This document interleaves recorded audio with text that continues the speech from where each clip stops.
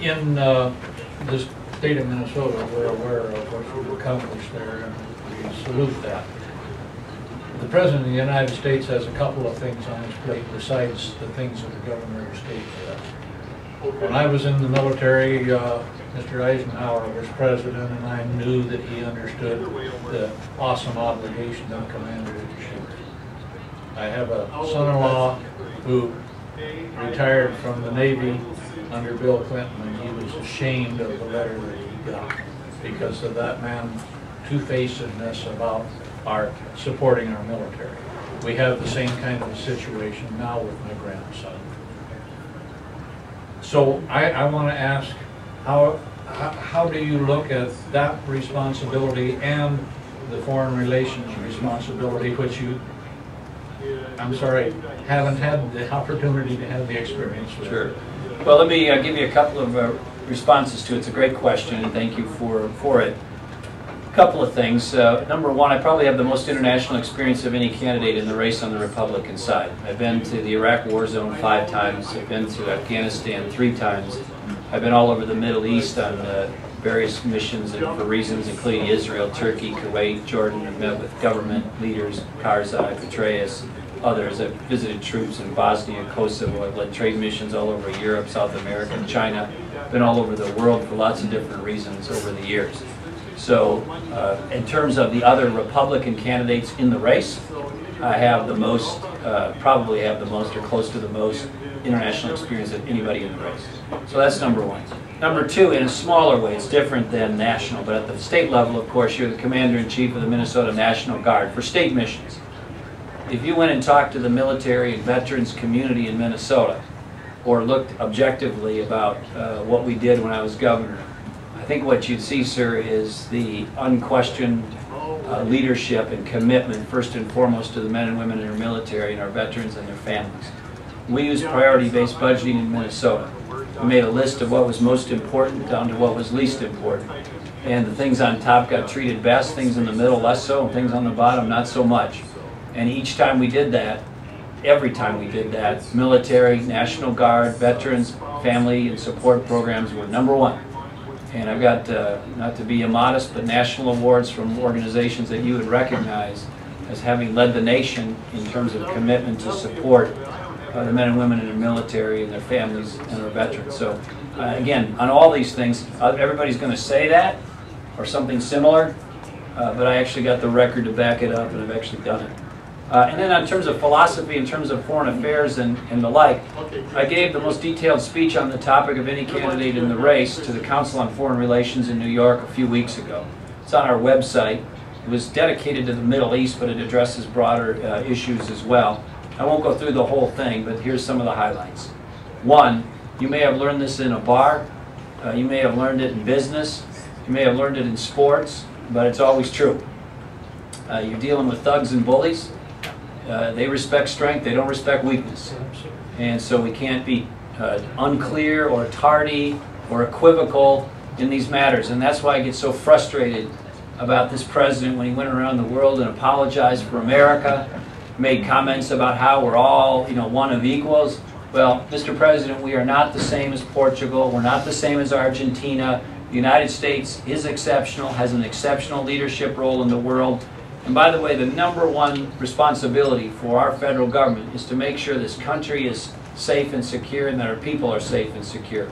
That needs to remain our priority. And there's a divide, by the way, in the Republican field. This is one of the areas of difference about our commitment to the military and more specifically to our security interests around the world. There are some voices in this race who are saying, pull it down. I'm in favor of maintaining our defense commitments. I'm in favor of maintaining the defense budget. We can slow down the increases, we can reprioritize and repurpose some of the money, obviously, but I'm not in favor of reducing our commitment to the military and our defense budget. And then in the Middle East, we should stand by our friends. One of the best friends we have in the world is Israel. And we should stand shoulder to shoulder with Israel. There should be no daylight between us and them. And the world should see and know that there's no room there to exploit. And this president has repeatedly, purposely, and intentionally stuck his thumb in the eye of Israel. And that not only hurts our friendship with them, but it undermines their security and ours. And as to the rest of it, look, in the Middle East, We got a few countries that have gone through revolution, namely Tunisia and Egypt. We should do everything we can to get them to orient towards our way of thinking in terms of the values and democracy and the like, rather than the Muslim Brotherhood. We got a bunch of countries there that are absolute monarchies. They're not going to last. And so we need to make sure they send the message. We give them the message. We want to move you towards shared power, or encourage you to move towards shared power arrangements with your people, because 20 years from now there ain't going to be a lot of absolute monarchies left. You can see the handwriting on the wall. We'd rather have them move towards democracy than towards jihadism. And then we got a couple countries over there, a few that are just openly hostile. They're going to have to be dealt with more forcefully. That means Syria, that means Iran, and a few others. Now, Syria, until recently, you had Hillary Clinton suggesting that Bashar al-Assad is a reformer. I mean, he's mowing down his people on the streets. He's a killer.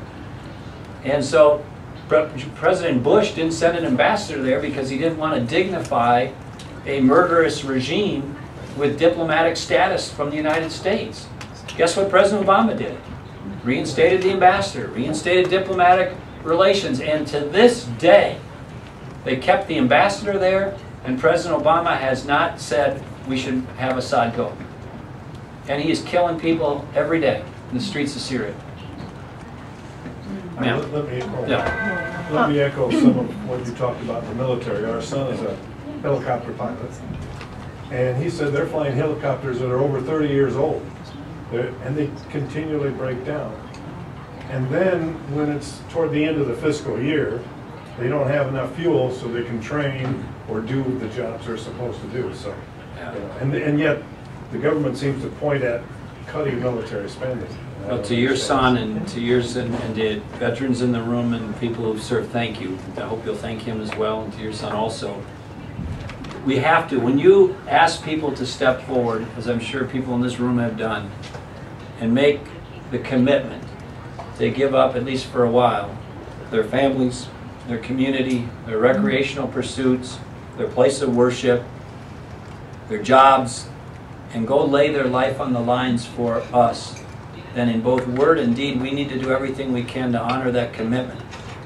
And our defense budget is the first priority in my budgeting approach. But you should know that this thing that they passed, this deficit raising deal last week, by the way, how disappointing was that? I mean, it's like scratching the surface. If this gentleman has a fever, a temperature, and he has it for an hour, if I was his doctor, I might suggest that he just take it easy.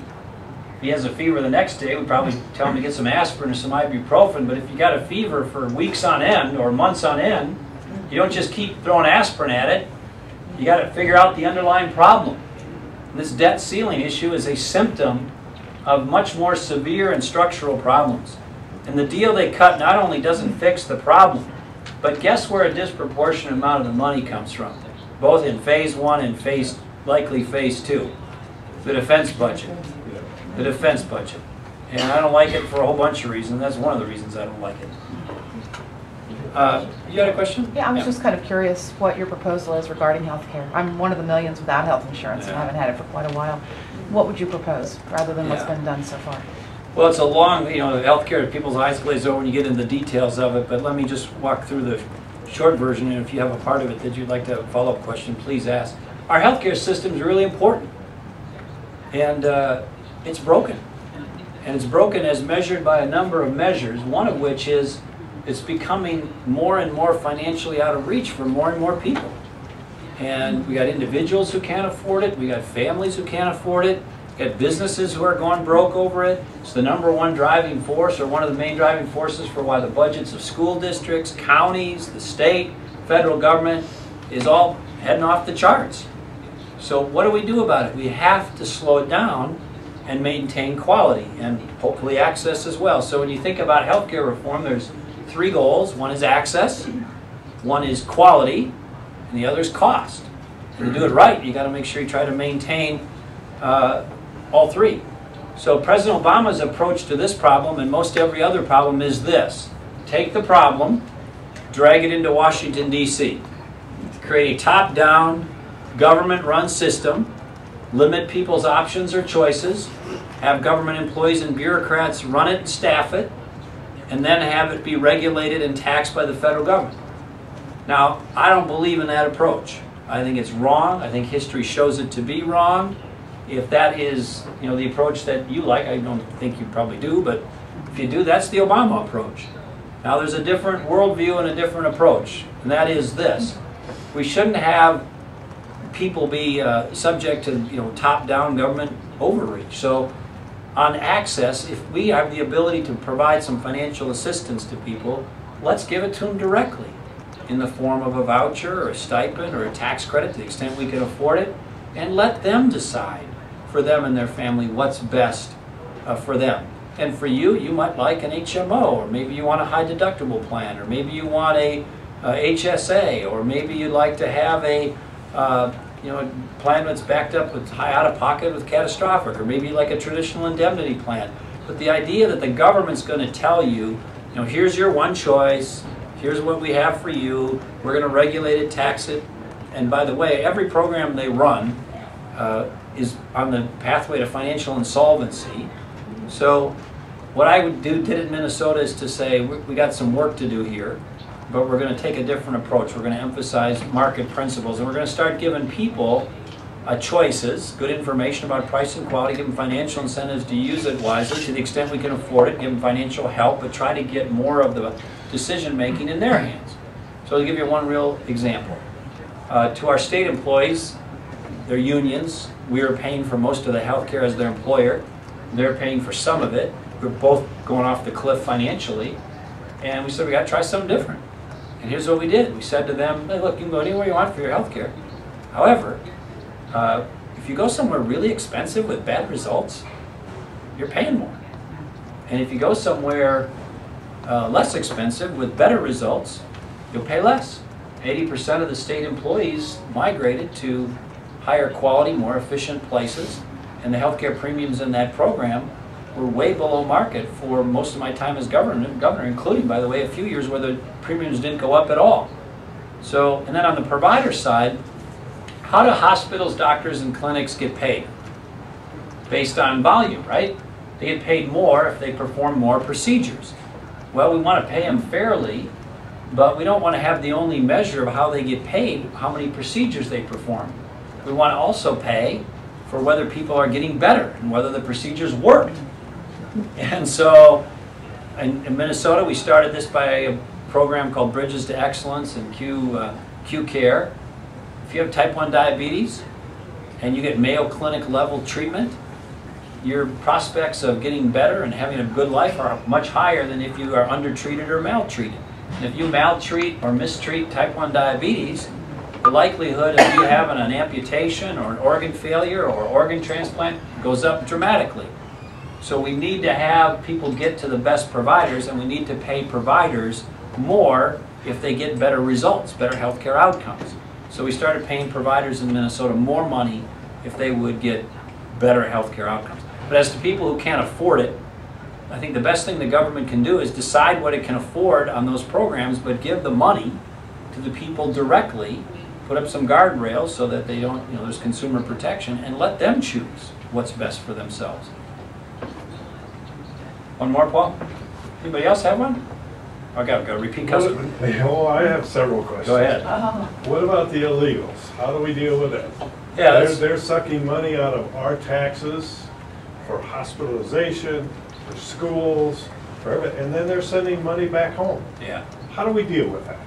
Well, again, on all How the would you deal with the question for those in the back related to illegal immigration, and again, on all of these issues, everybody's going to say many of the same things. I've actually done it. So when I became governor of the state of Minnesota, I've dealt with these issues and accomplished a lot and got recognized for it nationally. First thing is, a lot of people who are here illegally come legally and then overstay their time. Right. And so I said, put the expiration dates of their visas right on their driver's licenses. So when they get pulled over by law enforcement or they need another driver's license, guess what? We'll know whether they're here legally or not. My Democrat legislature refused to do it. I issued an executive order and told the Department of Vehicle Services to do it anyhow, and they did. That's number one. Number two, if you want to control illegal immigration, we have to shut off the magnets that is attracting the illegal immigration. Shut it off for them. So what are the magnets? One is a job, right? And one is public benefits. Now, so what's your first name, sir? Dave. Dave. So the way the system works now, let's say Dave is the local hardware store owner and I want a job.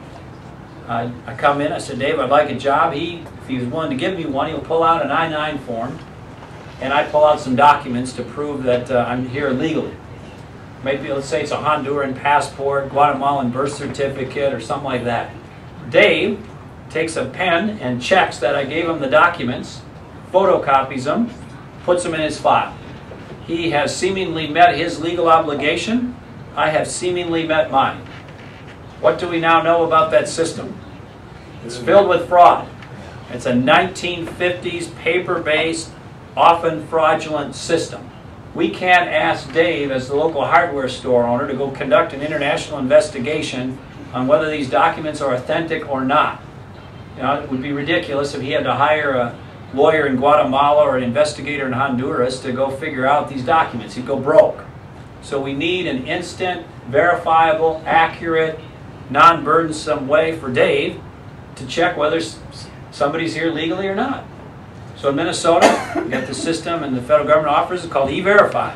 I issued an executive order saying if you want to do business with the state, be an employee of the state, be a subcontractor of the state, you got to use E-Verify. And on the public benefit side, you know, you're not supposed to get public benefits in most states unless you're a pregnant woman if you're here illegally. But guess what? Nobody checks. Nobody checks. And we need the same kind of approach, at least spot checking, for public benefits. And then lastly, let's not forget the positive side here. And the positive side is, unless you're Native American, everybody in this room is either an immigrant or a descendant of an immigrant. If done legally and done correctly and done in a reasonable and orderly way, we benefit from legal immigration. So let's be against illegal immigration, but as a party, let's be in favor of legal immigration. Reasonable, orderly, legal. Another question. I'm getting the hook, so we're going to do one more. Yeah. Okay, one more. What about the right to work law? Can you get that through? I'm strongly in favor of the right to work law. And for those of you who don't follow this, we live in the United States of America. I don't think our government, at the federal or state level, should force somebody to belong to any organization. This is a free country. And so now you have laws that force people to belong to certain organizations, in this case unions. And whether it's unions or anything else, this is not the Soviet Union circa 1950. It's not China. Our government shouldn't force us to belong to any club or any organization. And so I strongly support people's right to choose what organizations or clubs they want to belong to or not. And this is an example of them creeping into our lives in ways that are really offensive. And then, as one other measure, and on a related note, you now have an arm of the federal government, the National Labor Relations Board, telling an American private company that where they can and can't do business within America. I mean, another measure of just how bad this thing has sunk, where Boeing Corporation wants to expand operations, not even move, but just expand operations in a different state, and the federal government's telling them they can't do it. Again, this isn't the Soviet Union in the 1950s. So I'll close with that, but folks, the hour is late. I don't mean today here on Friday, but for our country. And just setting aside for a moment the rhetoric of the two sides in this political debate, just look at this as a 6th grade math exercise. You can see the numbers. It doesn't add up. It doesn't come close to adding up. We had a 10-year-old at a recent meeting like this. I had talked to him to the side before, and I knew how he thought about these things, so I asked him to come up, and I said to him, Malin, explain to this group your views on the economy and jobs and taxes. And this is a 10-year-old now, so he's probably in 5th grade. And he took the microphone and he said this, Governor, if you keep the taxes low, people will have more money. And if people have more money, they'll buy more things. And if people buy more things, the businesses will be busier. And if businesses are busier, they're going to hire more people. And if they hire more people, the people that they hire are going to have more money. and then they're going to buy more things, and so on and so on. We shouldn't have to have a 10-year-old school the President of the United States about how the private economy in this country works.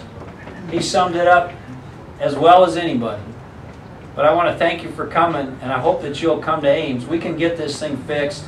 It's not too late. We know what works. It won't be easy, but if I can do it in Minnesota, I know I can do it nationally. And like I said, we got a wonderful opportunity now as Republicans and conservatives. The main way we're going to goof this up is to nominate the wrong candidate. The rest of the country, the rest of the party says, I don't think so. So let's put forward our best foot. I believe I'm that candidate, and I hope you'll help me. Thank you very much. Thanks for coming. Thank you. Thanks a lot. Thank you for coming. Appreciate you. Thank you for your questions. Thank you so much. Thank you. Thank you, ma'am. Appreciate it. Thank you. Thanks for coming. Thanks, sir. Anybody's interested, we're actually going to have a bus that's going to be stopping here in Manchester. It's going to be at the Walmart on the 13th. It's going to be leaving at 8 a.m. Thank you, guys. Thank you. And we'll take care of your transportation and take it to the straw poll, obviously. Thank you, Does sir. anybody like to And you got your Vikings purple. You got some walleye? I got some nice later. Lake Winnie? Winnebagosh? Yep. What time are you going to get to? We're leaving at Lake Winnie at about 4 o'clock. Yeah, I like to And fish. this will be the last stop, so I think it'll probably be sometime around Vermilion over the 4th of July. 7:30. Just a day. Just a day, just one day. Would you like some fish on the straw poll? We got desperate at the end, and we were dragging for northern, just threw a raffle back in the boat. Oh, I haven't. Catch it northern. Here's some information about our site that's going to be there. Really look at that. Yeah, we usually see it. There's some great spots up there. I'll give you like you go all the way to International Falls. And then go about an hour to your east. I'm going to steal one of these. Almost all of these undeveloped. Have you had one of these? Oh, Well, you better get one. What you do, this is my business card. It's got phone Vermilion's number awesome. right. It's a long drive. Where's it at? Right It's here. worth it. Feel free to Yeah, take it over tonight, give me a call. Thank you, sir. I hope you have us out. Grove. He does. Yeah. Yeah. And we'll get you on that bus. See him sometimes? Oh, frequently. That'd be all right, or- Soccer games, so I Oh, mean, yeah? the kid turns over. Watch some of the He's the grandkids? president of a company in Adele, so he commutes. From here? Yeah. My goodness.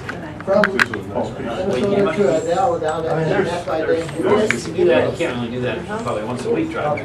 Yeah, they go down there, go back, and he's all over. and he's fine. I sure hope you're from Delaware. Okay. We're from Central State. You had some good questions. I